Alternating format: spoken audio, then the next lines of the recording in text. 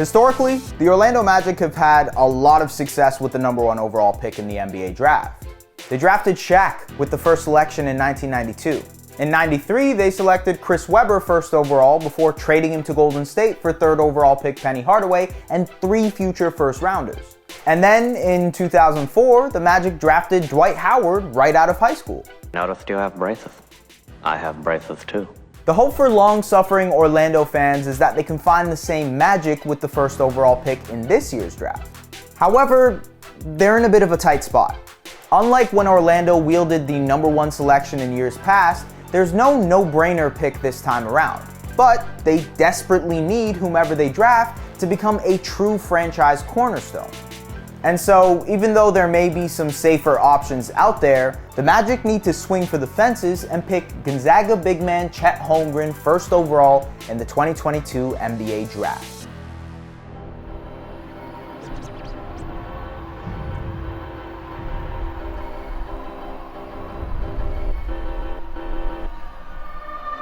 '22's rookie class differs from 2021.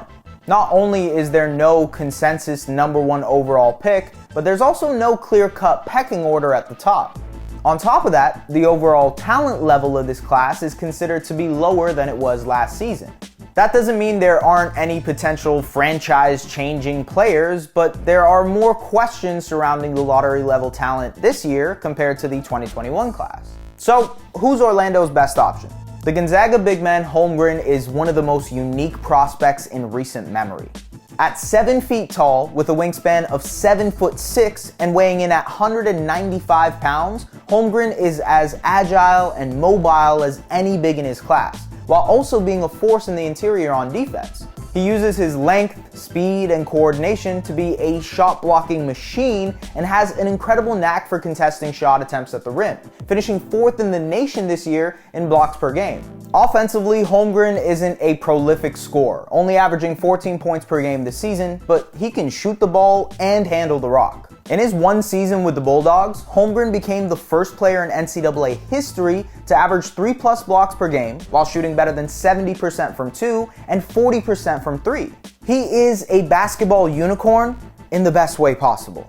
How far he can get on one dribble to the basket. Might see it here. Oh, that's right. Counted in the foul! The biggest question mark surrounding the 20-year-old Holmgren is his frame and how that impacts his game as he transitions to the big leagues. We've seen tall, lanky big men come into the league in the past and be derailed by injuries, a la Yao Ming and Kristaps Porzingis. There's no questioning his talent or his tenaciousness though. Despite being skinny, Holmgren is physical and doesn't shy away from contact on drives or when defending the paint. Holmgren misses, gets it back, right back up, counted in 1. The Magic already have Wendell Carter Jr. as their big man in the middle, but Holmgren is such a tantalizing prospect that it might not matter. Still, Holmgren has enough boom or bust potential to make the Magic second guess themselves and look elsewhere, like Duke forward Paolo Banchero. The 6'10", 250-pound power forward has the size and skill of a modern NBA four-man.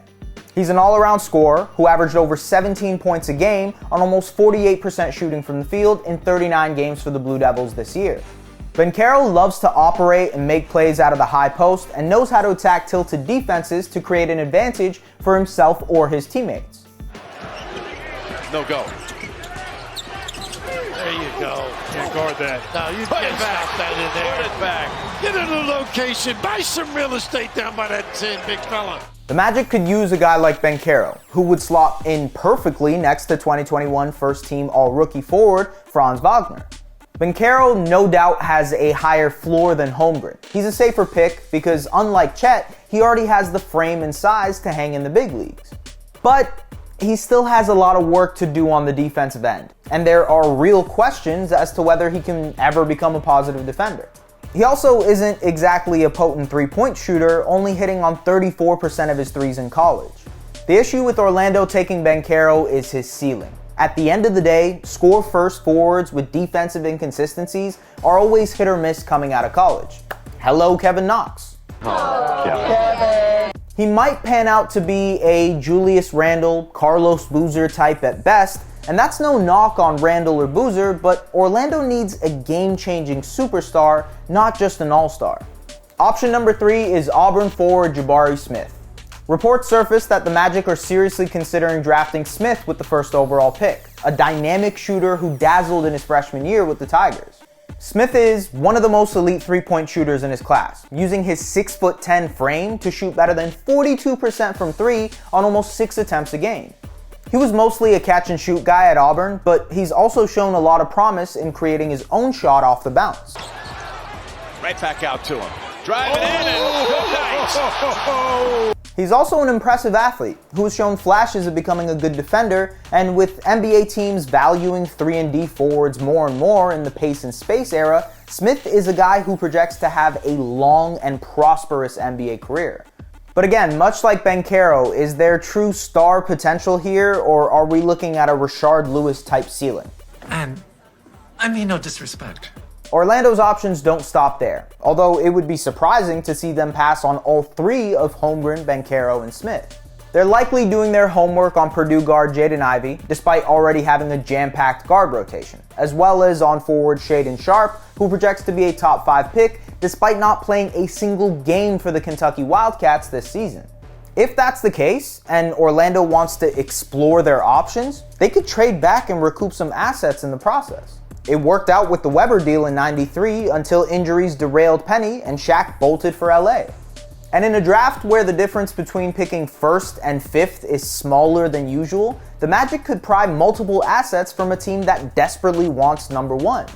Could the Pistons do it and offer up a future pick? How about the Thunder with their treasure trove of 19 first-round picks in the next 5 years? Or maybe the Rockets have their eyes set on Chet.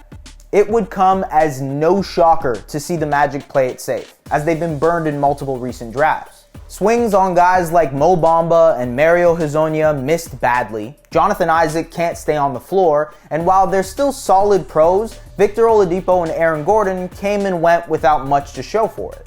You could argue they've already instituted a safer draft approach, and it's helped them establish a new young core of Wagner, Jalen Suggs, Cole Anthony, and Chuma Okeke. But none of those guys scream franchise-changing talent. That's why this is such a pivotal selection for the Magic.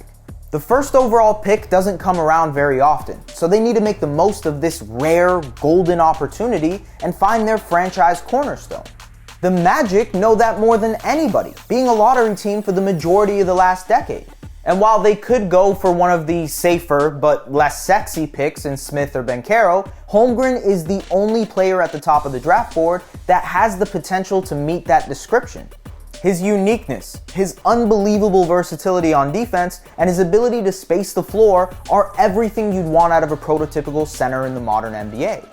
Does he have question marks? Sure, but scared money don't make money, and Orlando has to cash in at some point. They have an intriguing supporting cast. All that's left is for a new centerpiece to slot in and help elevate the franchise, similar to how Shaq or Dwight did before. And that guy, in this draft, has to be Chet. Thanks for watching. If you like this video and want to see more content like this, hit that subscribe button.